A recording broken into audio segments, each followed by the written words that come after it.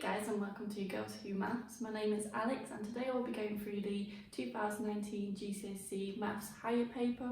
In this video I will be going through questions 1 to 9, and then the following videos throughout the week will have the remainder of the questions, so stick around for those. Let's get on with it.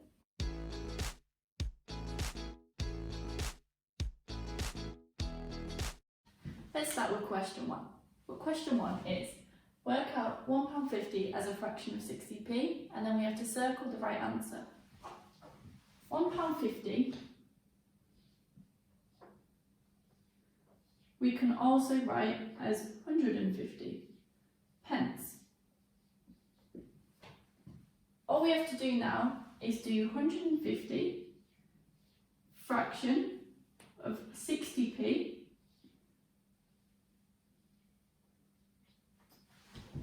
and all we have to do is put this in the calculator to get our answer. And if you want to work out normally, we can also do this, 15 divided by 6. To simplify the fraction further, we know that 3 goes into 15 and 3 goes into 6. 3 goes into 15 5 times and 3 goes into 6 2 times. So our final answer is 5 over 2. And then we check this by seeing if it's one of our answers, which is, and we circle the right one. Question 2. For a biased dice, the probability of getting a 6 is 3 over 5. What is the probability of getting 2 6s when the die is rolled twice? So all we have to do for this one is take the probability of 6, which is 3 over 5. That is the chance of getting a 6 the first time, and then times it by getting a 6 again, the probability of getting a 6, which is just the same probability, and we get 9 over 25. So we check if this number is one of our answers to circle, which it is, and that's your question 2. Let's start question 3. Circle the lowest common multiple of 5, 15 and 25. So there's 2 easy ways of doing this question. Let's start with the first one.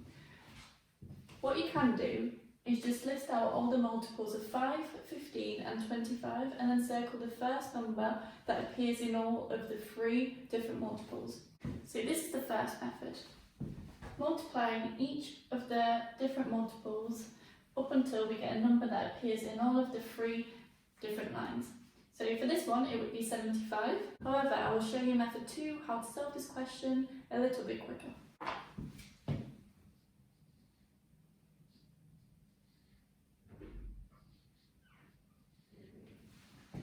Method 2. So for this one, we're going to use prime numbers. So we split these into prime numbers. 5 is 5.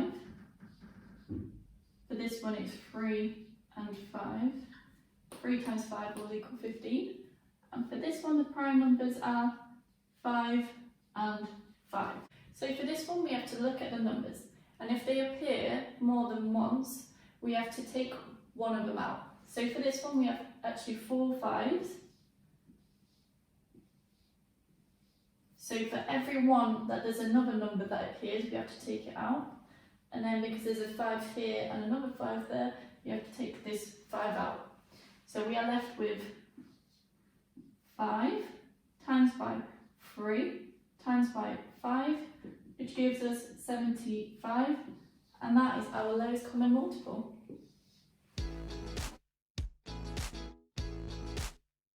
Let's start question 4. So for this one, we have to find the roots of the equation x minus 5, x plus 3 equals 0. So for this one, we take the equation,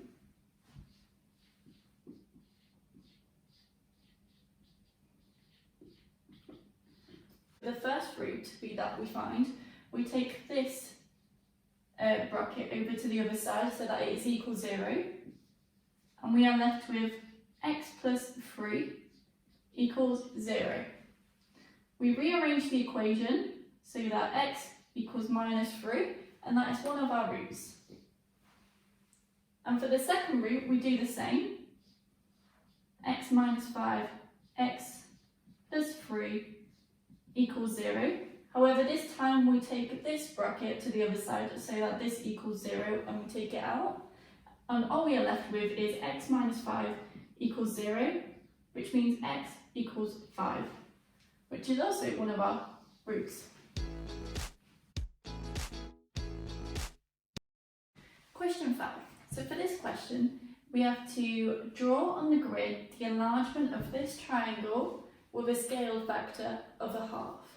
So to do this, the easiest way to start is looking at the base of the triangle. The base of the triangle is 4 squares. What we have to do is take the scale factor, which is half, multiply the scale factor by the amount of squares that the base of the triangle is. So in this case it is 4. Therefore, the triangle will have 2 squares at the base of its triangle. So we can draw this on here. 1, 2. Then we look at the height of the triangle. The height of the triangle is 1, 2, 3, 4, 5, 6 squares high. We do the same thing where we take the scale factor, times it by the height of the triangle, which in this case is 6, and we get 3. So we know our new triangle will be 3 squares high, 1, 2, 3, and then we just join this with the base. And that is our new triangle scaled by a half.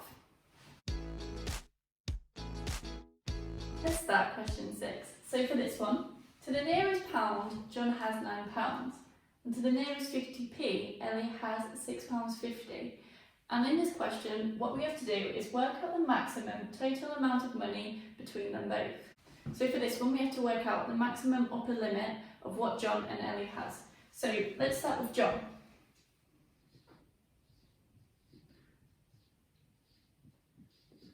Let's start with John.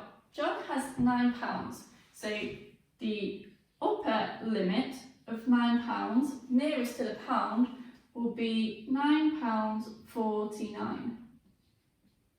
The lower limit of £9 nearest to the pound will be £8.50. In the case where it is £9.50 or above, it will be rounded up to £10. And in the case where it is £8.49 or below, it would be rounded up to £8. Therefore, those are 2 limits for John. Let's move on to Ellie. So Ellie has £6.50. Ellie has £6.50 to the nearest 50p. The upper limit of this will be £6.74. If it's £6.75 or higher, this would be rounded up to £7. The lower limit of £6.50 is £6.25. This would be rounded up to £6.50. If it is £6.24, this would be rounded up to £6. So therefore, we take the upper limit of both values, so £9.49 plus £6.74. And if you add this to the calculator, you get. So once you put this into the calculator, £9.49 plus £6.74 gives us £16.23. And that is our final answer for question 6. Let's start with question 7. So for this one, we have 2 solids, J and K, and these have the same densities. And what we have to do is complete this table based on that information. So to start this question, we need the equation for density, which is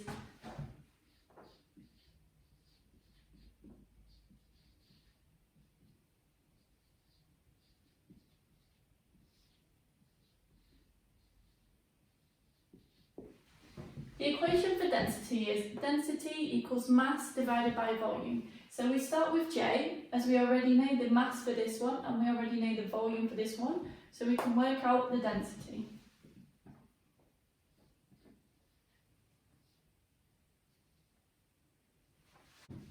And the units for density is just grams per centimetre cubed. So grams centimetre cubed. To work out K, we then use this value as we know that that is our density also for K.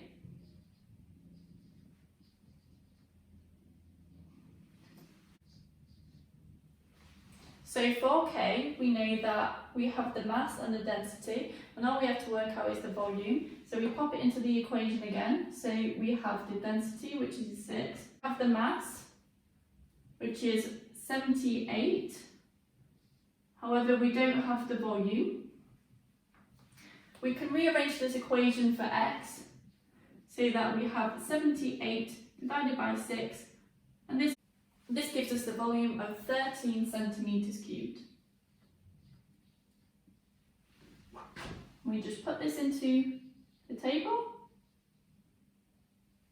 and our table is complete. Let's start with question 8. So question 8 is rearranging this equation to make x the subject. So where we start is we take the equation, y equals 3x minus 2. So we want to have x just by itself on one side. So we take the 2 over to the other side.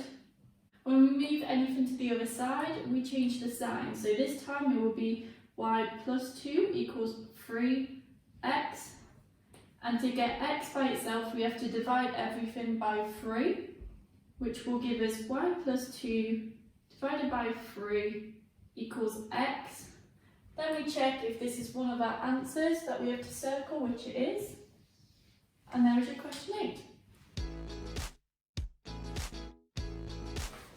So here we have question 9. In this one we have terms P, Q and R, which are connected by rows PQ, PR and RQ. And then we have these three statements, and we use these statements to basically make equations that we are going to solve to find out what our lengths of our roads are. So this is the roads PQ, PR and RQ. So let's start. So the first sentence, PR is 10 kilometres longer than PQ. So PR is equal to PQ plus 10 kilometres.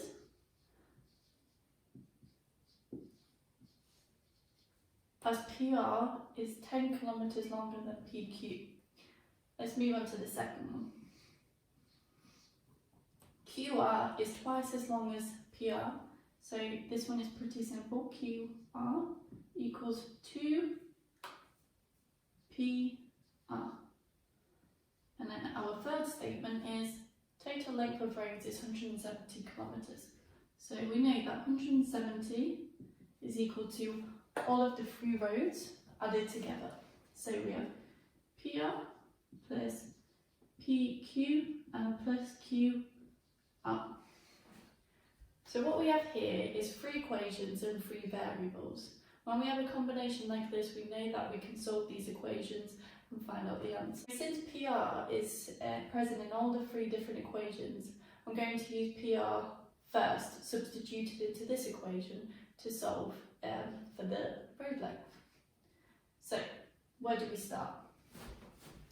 We need to rearrange this equation so that it is in terms of PQ. So this will be PQ is equal to PR minus 10. So all I did here was take this over to the other side and make it equal to PQ. And then we have this equation already in terms of 2PR.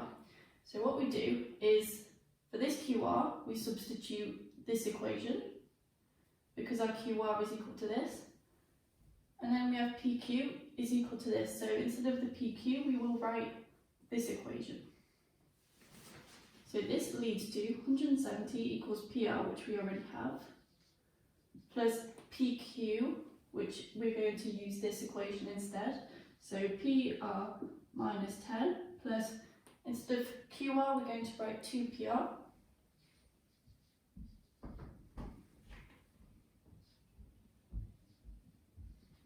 So this gives us 170 equals 1, 2, 3, 4, 4PR minus 10. Take the 10 over to the other side, which makes it a plus. So we have 180 equals 4PR. Therefore, PR equals 180 divided by 4, which this is 45 kilometres. So now that we know what our PR is equal to in terms of length, we can substitute into the first equations to find our PQ and QR. So let's do that right now. And move over to the other side. So, to find out what PQ is, we write this equation again. So PQ equals PR, we know that's 45. So 45 minus 10 equals 35 kilometres. So we know that PQ is 35 kilometres, and then we have QR. QR is equal to 2PR, so 2 times by 45, and this equals to 90 kilometres. So 90, 35 and 45. And to fact check this, we can use the last equation. So we need to see if these three distances equal to 170. So let's find this out. 35 plus 90 plus 45 equals 170. Therefore, these three rows are correct.